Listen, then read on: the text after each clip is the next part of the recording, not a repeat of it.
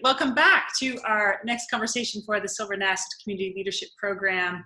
I am so excited to introduce a very dear colleague and friend, Jeff Tidwell, who's here with us today. We're big fans and partners of Silver Nest and have been nearly from the beginning.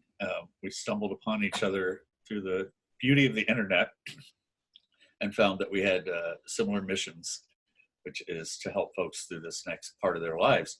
It's a movement about a huge generation of 120 million people who are looking at the future and saying, oh my gosh, I need to keep working. This is going to be the most important working period of my life. So they have to look inside and they have to think about who they are and how they've defined themselves for all these years and get ready for what's next, and hence our name, Next for Me. We've been doing it about a year and a half now and learning so much from people who are at first hesitant to talk about the topic because it's embarrassing for some folks. There's some shame associated with it. But as I say in our events that we're hosting, and you've been involved in one of them as well, people, as soon as that lifts off of them, they're so eager to talk about this because it's something in the back of their mind that they're aware of and they're afraid of. And if anybody else is around they can talk about that with, it takes some pressure off. While it's so easy for people to focus on the scary side, the dark side of aging, and those of us who are in the industry are working really hard to turn that tide around, that ageist perspective that society continues to push out, that whatever industry you're in, you're outdated, or the concept that because you're older, you're not able to learn as much, or the opportunities start to dim.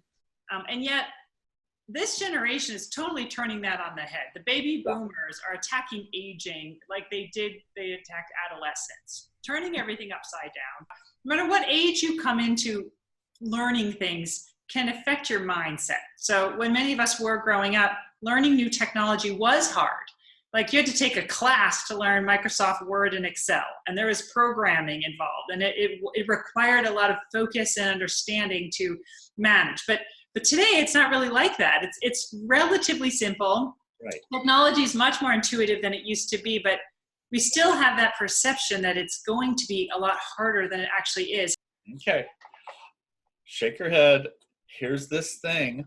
Let me be as open as I can and see how it goes. But if you're looking on the screen and all these things and you don't know what they mean, I understand that. But at the end of the day, you can click every button on a page or on a phone. It's not going to break anything. Why do I have to learn this thing? I already spent all these years doing it this way. You're going to be around for a lot longer. You might as well jump in and see how you're going to float. It's an openness to trying different avenues. Maybe you love your house and you don't want to leave. I feel that way. I love it. I could be open to all kinds of scenarios because I want to stay where I am. Once again, you got a long way to go, and the money has got to sustain you in the long run. And your home is one of the biggest investments that you ever have. Even if you rent, if you're not near a big metropolitan area where one of our events will be coming to you, host one of your own. Some of the nicest ones have been around someone's dining room table, and they invite some folks over, they get some snacks, and have these conversations.